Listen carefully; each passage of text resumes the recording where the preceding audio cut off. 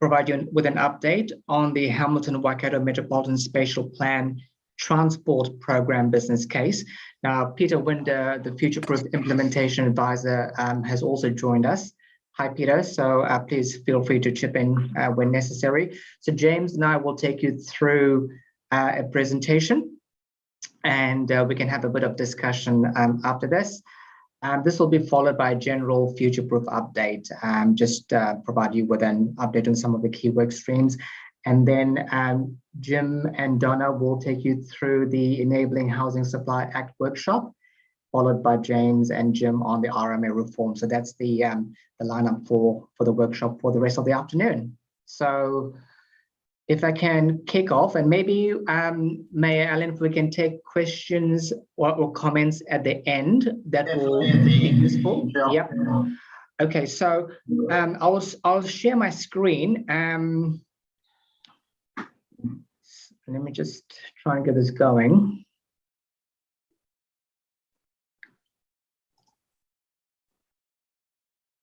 Can you all see the full screen? Yep. Yes. Yes, for sure. Okay, cool. All right. So you will recall, councillors, we had a session just prior to Christmas where James Tinian Morgan from Oricon did a presentation on the transport program business case. And we indicated to you that we'll come back to you in the new year with an update. So this is the update from that presentation, which was done prior to Christmas. As you would know, the majority of the work has been carried out by consultants, but has involved the staff from the partner council. So James, Full and I have been involved in it from our side, but also staff and officials from the central government as well, who provided oversight for this work. And Peter Winder has been very much, facilitating this work, as well as the implementation advisor. Just, I guess, a reminder to those of you, just to refresh your memory. So the Hamilton Waikato Metropolitan Spatial area extends from Taupuri in the north. It includes Taupuri, Hopu Hopu, Ngāruawāhia, Horatu, Turkowhai. Also includes Te Awamutu in Cambridge in the south. For the purposes of the transport program business case, we've included Huntly, Ohinawai, and also Morrinsville, because of the economic linkages with those towns and the movement of people and traffic between those areas and Hamilton. And that was something that came out quite strongly in the first workshop that we had, where you indicated that we need to ensure that Morrinsville and Huntly Ohinawai are also reflected in this work. Now, also, we're not going to go into too much detail in this presentation. So extensive modeling sits behind what James and I are going to present to you. Should any of you want the detail, we're happy to provide it. So it's quite technical stuff, but happy to make that available if you need it.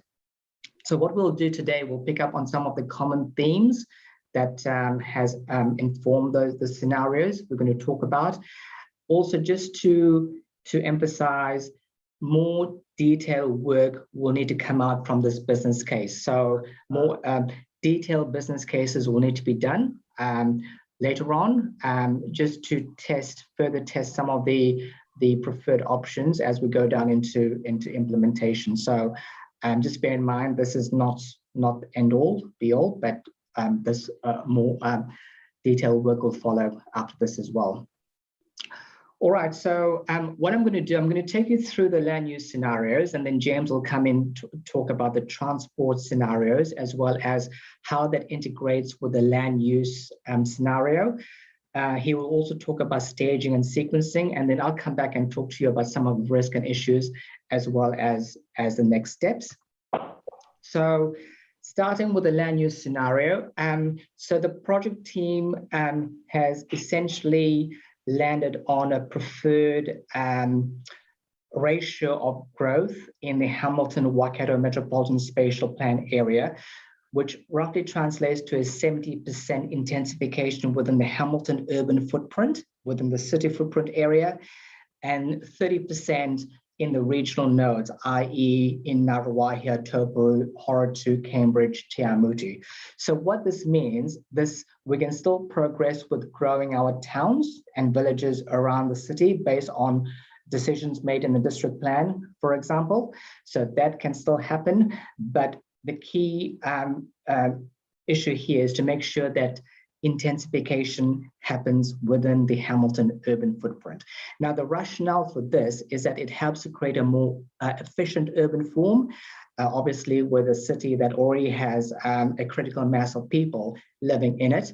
It will also enable for more frequent and efficient public transport to be provided, which means there's the issue of cost effectiveness in terms of providing public transport supported by critical mass of people.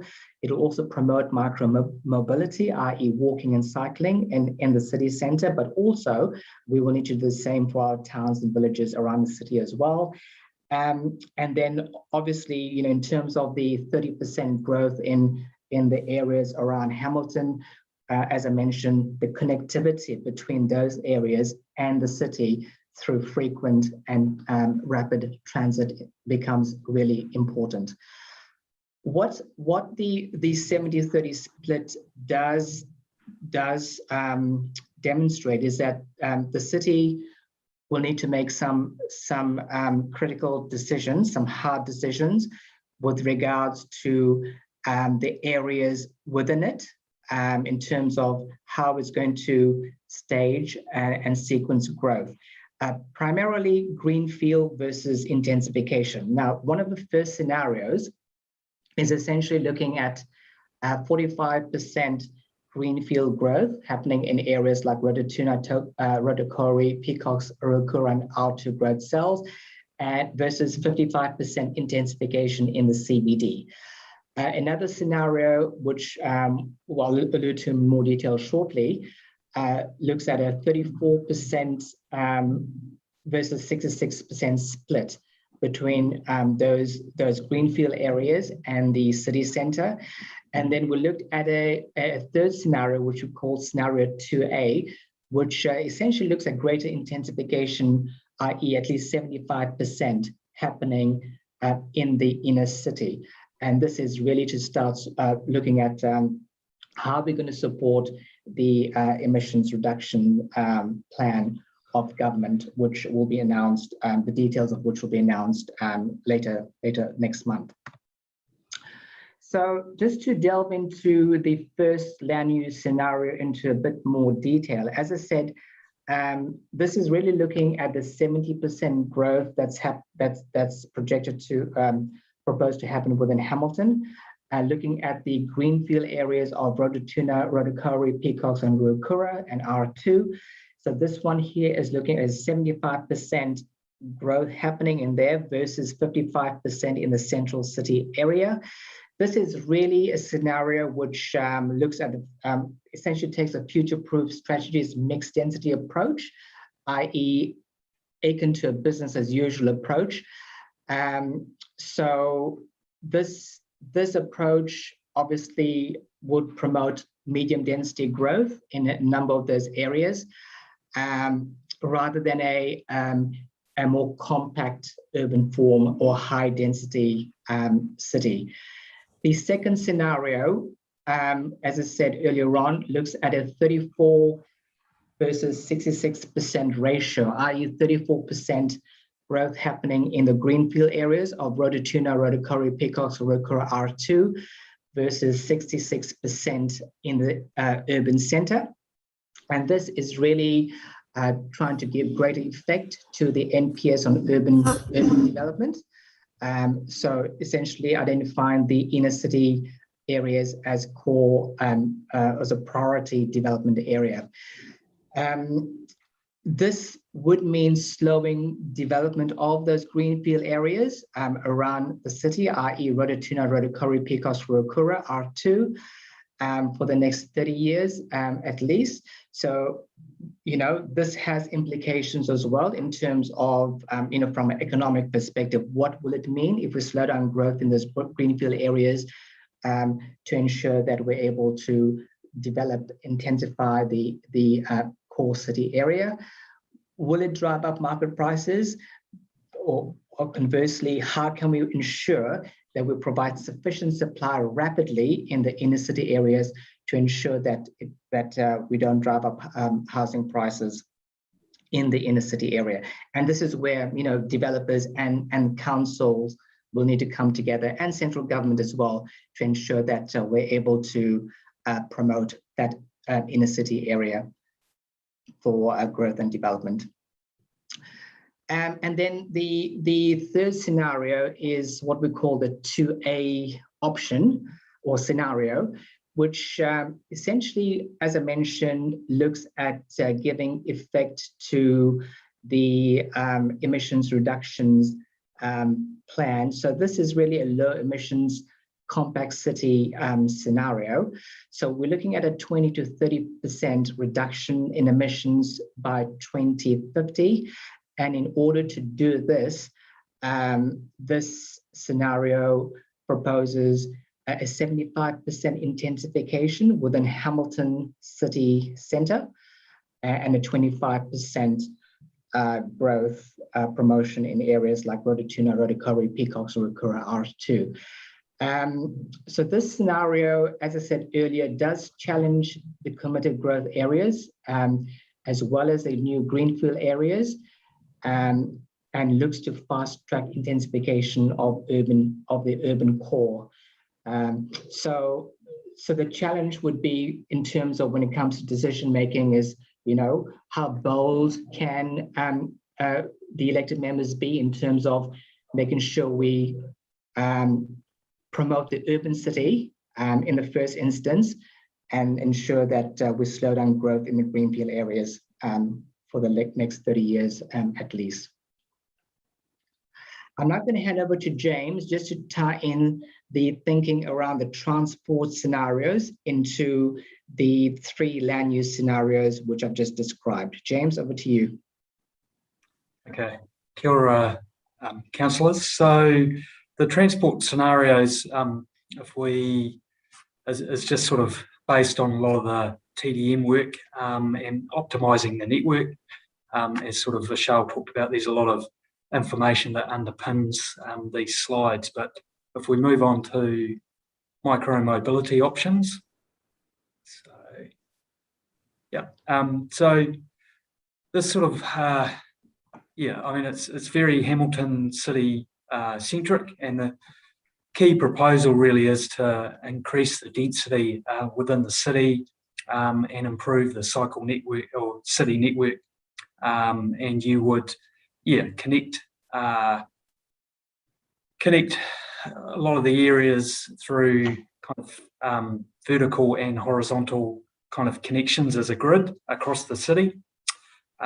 Public transport hubs is sort of a key element to it, and potentially the highest density areas, you're sort of walking and cycling are within 500 metres of those public transport hubs. And then rail is kind of potentially a future option. We'll talk about that in a minute, but it's probably a longer term intervention when you've got the high densities in place. So if we move to the next slide. So the rural access program, I won't say too much about this, but it was kind of if you're looking at putting a lot of your intensity in and around Hamilton, and that's sort of where you get your most of your payoff. We also didn't want to forget about the rural access and the rural areas. So this program would be based around population, existing and future, and also the sort of spatial or GIS outcomes, and looking to connect urban areas or towns to the city, and allowing people to sort of access those via public transport. And sort of the final point there is that Maori weren't disadvantaged by the other scenarios. So it also ties into the district health boards and the Ministry of Education. So sort of future opportunities and allowing sort of access between DHBs and education. So next slide. So this is just looking at the bus networks, so sort of existing routes and then potentially new connections. So once again, it's based around growth. Ideally, with the bus network in the future, you'd be wanting to transport maybe 30,000 people per hour and around and across the city. And then adding in rail sort of as a longer term option potentially, but you can sort of see some of the different routes in that on the slide. So next one. So this one just displays a matrix of tests. So we've got our scenarios sort of running down the left, land use scenarios, and then what interventions from a transport perspective you might add in, and what ones you might leave out. So land use 1 and 2 sort of has the whole gambit of interventions and testing, and then some of the other ones only have a couple of them. So network rail, RTN stands for Rapid Transport Network. So, but happy to answer questions on any of these. So this displays 2 sort of rail corridor scenarios. So the one on the left is kind of our main trunk line. So we've got rail going through Hamilton, up through Narrawahia and Huntly. And then the one on the right is potentially if you put rail from Cambridge and Morrinsville back into the city. So rail was really a big ticket item, and you would only have partial stops along the way. So I think the one on the right is showing Martangi and Newstead as potential stations that could be stopped at, and what it would mean extending the network. But obviously with rail, there's a large cost implication. So as I sort of mentioned before, it's probably not something you'd necessarily do now, but if you had the population in the right places, you might do in the future. So this slide just shows a bus and a rapid transport networks scenario. So it shows some alternatives to rail and frequency, and having frequencies which are increased, and it also emphasises the sort of key bus routes. So the emphasis is on connections, probably for us to the towns, and it's that connection. So there's a few connections across the river as well, but I think we can move on. So this slide is park and ride, which basically allows for parking outside the metropolitan area. So the potential for people to come and park and catch, in this case, public transport into the centre of the town, and that reduces congestion in Hamilton Central. So it's taking cars off the road, and you don't have to pay for parking and things like that.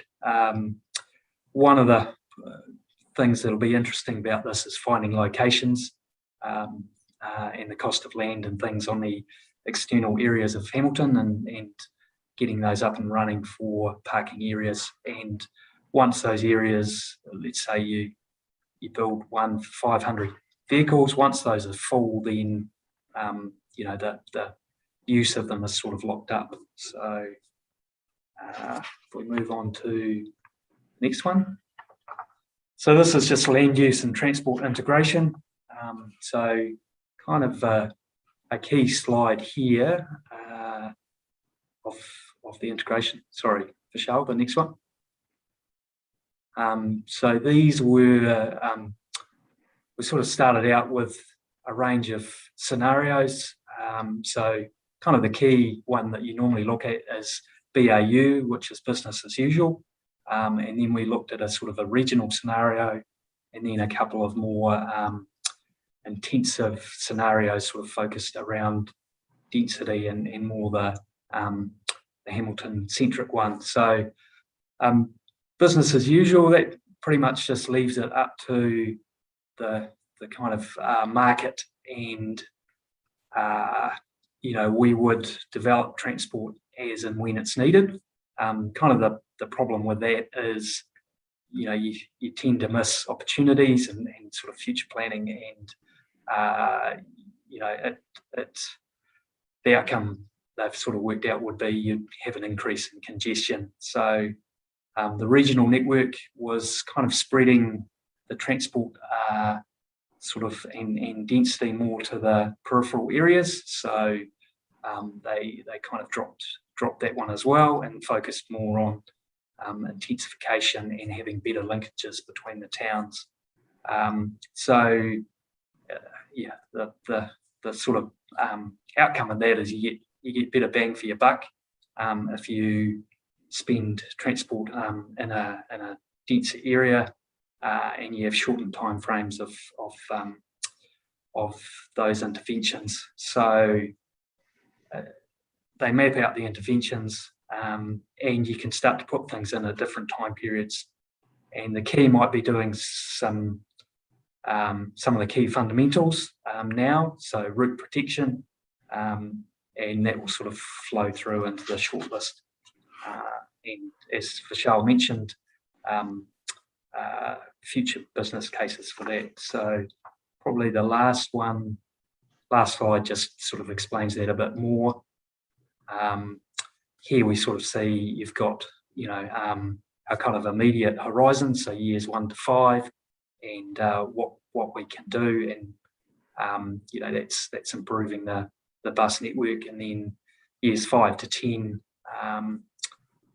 10 to 30, and potentially 30 to 50. So you might focus on your public transport, and that's mainly around buses, and then we might look at doing some route protection for maybe rapid bus networks, and then in the future, if the population and the funding's available, we might look at a sort of a more rail or light rail orientated aspect. But it's about mapping out all of those kind of time periods and things. So that's me.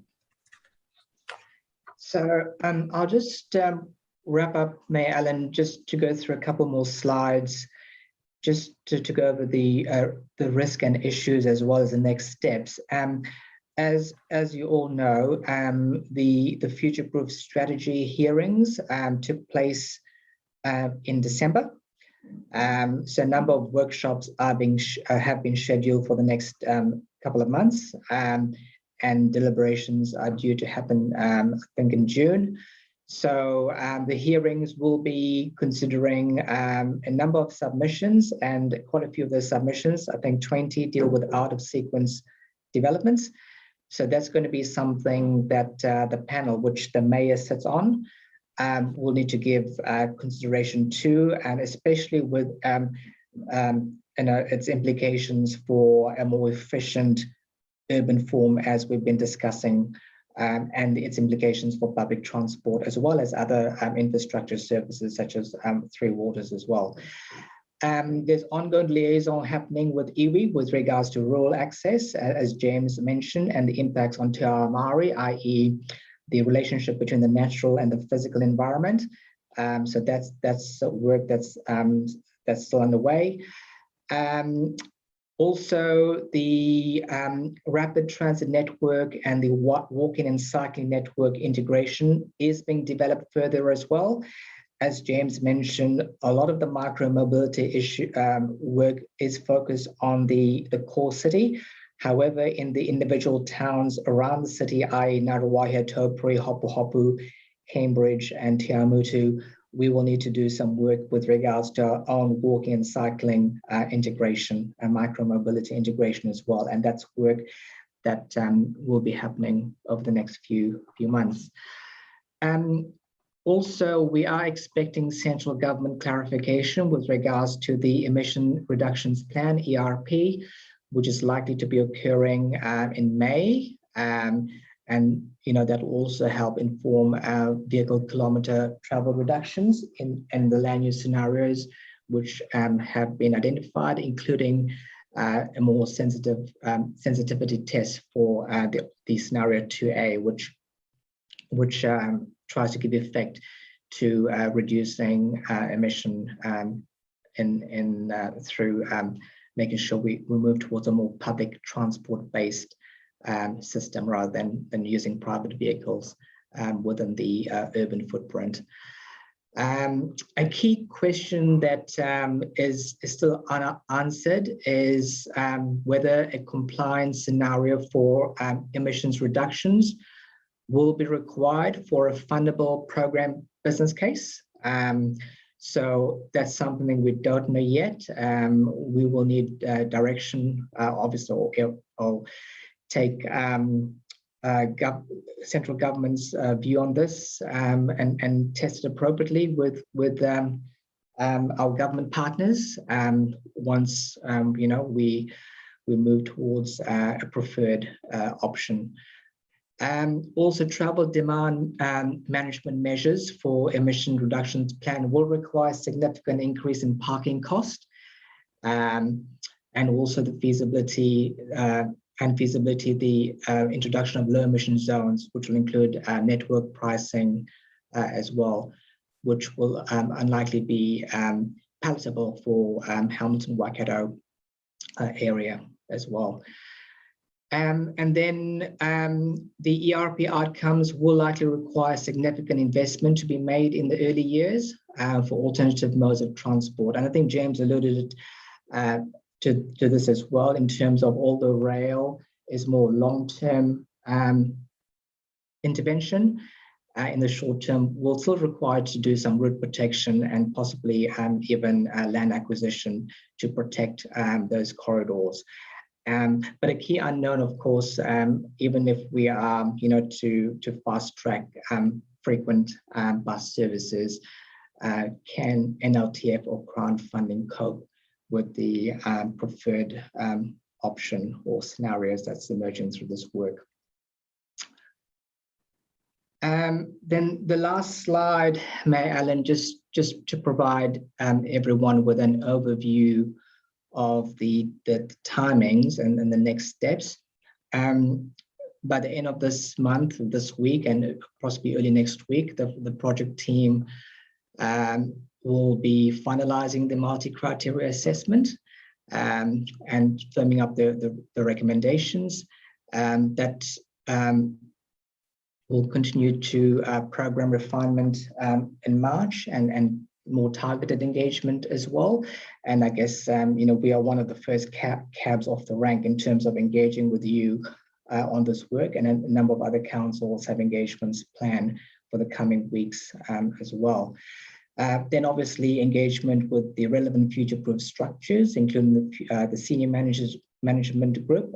We had a session with the chief executives a few weeks ago on this, and the general trajectory was noted, and a lot of the work was understood to be continuing as well, so that was acknowledged. And then in April, we will bring the final draft program to the chief executives for endorsement and confirmation to engage with elected members. And then in May, June, confirm the way forward with the future-proof governing body, i.e. the implementation committee. So that's just the high-level timeline for finalization of this work. And as I mentioned, with the future-proof hearing process underway, with deliberations to take place soon, a key consideration would be to look at the implications of this work for the final strategy. So Mayor Allen, I'll leave it there, and I'm happy to take questions or comments. However, I'd just like to check if Peter Winder wants to say anything. Peter? Thanks, Michelle. Really just to say that there's still quite a lot of work to go, and the suppose the challenge is we've got very helpful work going on in the transport program business case that we need to bring together with the consideration of the future-proof strategy. And in the strategy context, there's two quite important things that we are grappling with that the hearings panel will need to work their way through in due course, and they are firstly the impact of the government's medium density housing requirements through the enabling housing supply legislation passed before Christmas, and how we should consider the vision and strategy for the river as a qualifying matter in applying that, and considering the medium development residential requirements. And the second is how we consider and deal with the commentary that's made in the Watercare Board of Inquiry decision in relation to Te Ture Whaimana and its preeminence, and whether we've adequately done that in the context of the future-proof strategy and our decision-making processes. So quite a lot of things that are moving targets at the moment, and we've got to find a way to bring them all together by the middle of the year. Thank you. All right, thanks, Peter. Shell, can you take the screen down, please? Yeah, it's fair to say there's a lot in this, a huge amount. I got to say, Peter, I'm not overly looking forward to the deliberations, but we'll get there, I suppose. But it's sort of interesting. Only thing I would say is in relation to the transport stuff, and I think, you know, just sitting here listening to both Michelle and James around future transport needs, it's probably pity somewhere like Auckland didn't do this 60 years ago. They might be in the mess they're in now, and trying to get themselves out of it, and they'll never get themselves out of it, because once you're in that mess, you're bound by it effectively. And I look towards, you know, even rail. You know, we may say, oh well, you know, that doesn't work, but it could work in the future when we get enough mass population, sort of from Cambridge, Te Amuta, Hamilton, and through to our north at Huntly. So, you know, the option around light rail needs to be left there, needs to be sitting there, and needs to be identified now for a future mode going forward in the future. But yeah, with that, I will open it up, and Axel's the first one up, so I'll go with you. Yeah, thank you. And just carrying on that point, I think you're absolutely spot on, Marilyn. I mean, there'll come a time, which may not be too far away, that if you have to go to the Auckland International Airport or into town in a bigger city for something, you'll just take the train. I mean, that'll be the natural thing you'll do. It's all over the world that happens, and you don't have the hassles with parking and so on. But it leads me on to my first question, James. In regards to our climate requirements and desired outcomes in terms of a reduction in emissions, transport within the Waikato is one of the big numbers, the big items we know from our regional stocktake. And so I'm just wondering, given that we're not quite sure, but we hope we comply with our requirements that's been set out from the Climate Commission and government, but actually the Climate Commission itself is in the High Court today defending that, you know, a claim, if you like, that their targets are not ambitious enough to meet our obligations under the various international treaties and the Paris Accord and so on. So I'm just wondering if we have already done some thinking around a more aggressive plan B, if either they don't comply and therefore we definitely don't, or perhaps they do but we don't. And is there some further thought already been done in that transport space in regards to from the emissions reduction perspective? Peter, do you want to take that? If that's okay. That's right, Peter. The key thing, you know, the government signalled last year in the draft discussion document, or in the discussion document they had about emissions reduction pathways, the likely target of a 20% reduction in vehicle kilometres travelled by the light vehicle fleet across the major growth councils of the country. Well, if you think about that, that's a, that's like not using your car one day a week. So it is of the scale of intervention that carless days was in the 70s, for those that are old enough to remember that. But without all of the easy, sneaky ways around how you avoided any significant impact from carless days.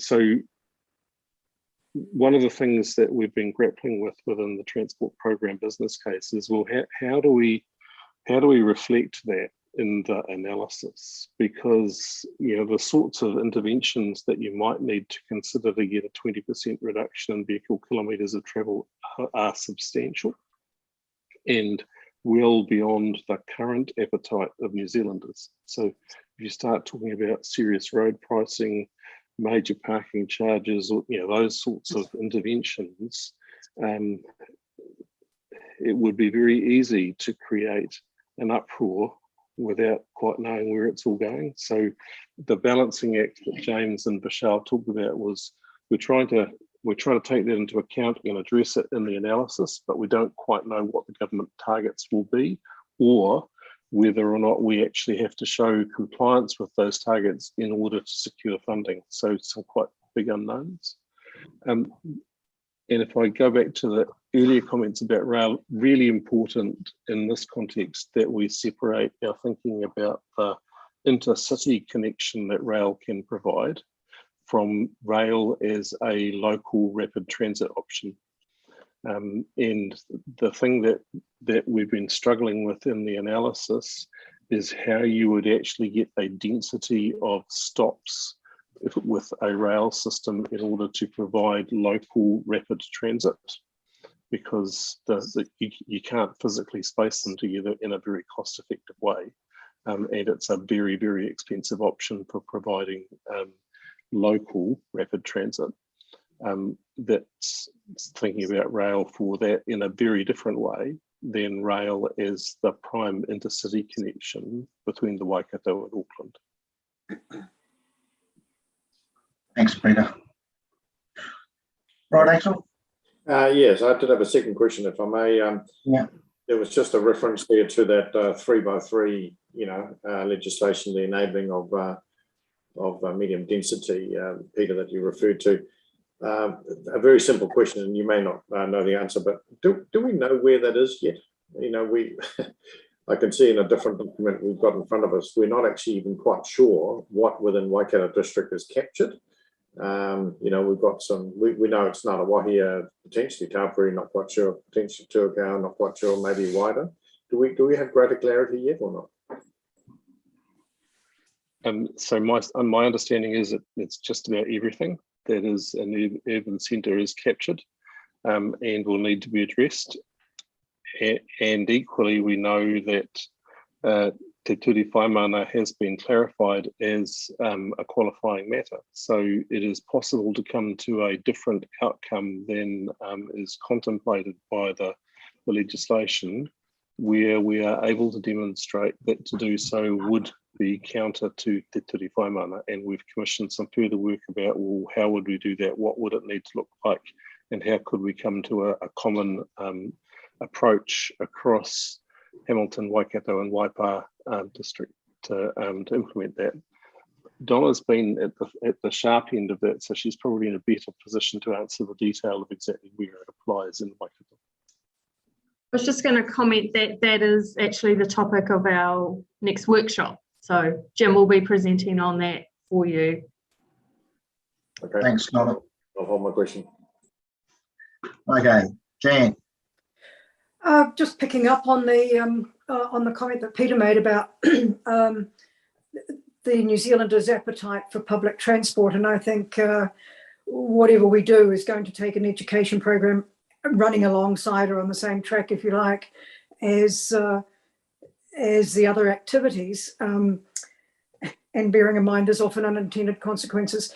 Look, the point I wanted to make, I understand that we're looking Hamilton centric again, which is the subject of this, but representing Te Kauwhata, I always want to make the point that we seem to be lost at the north and lost at the south.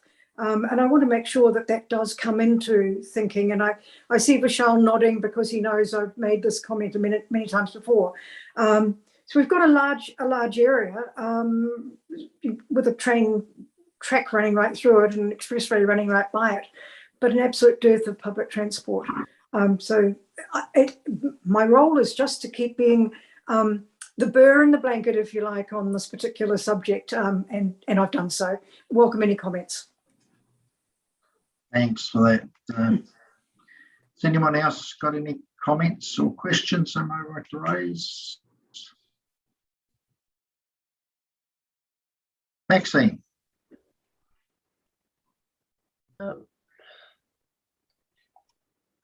Thank you. Tēnā koe, Peter. Just with the way that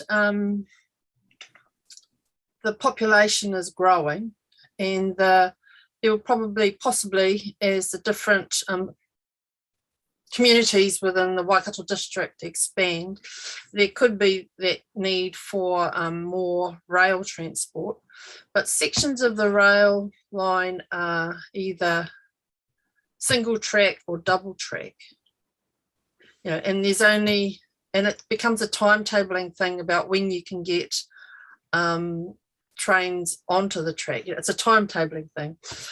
So if we felt that there was a need for more rail, which would probably be on the main corridor, how do we propose, or what can we do to encourage central government to put more money in? Because we'd need more lines. We'd either need to double track it all the way, but then that gets tricky. I mean, even in Ngauruahi, it's a single track going over the river. It's a big thing. There's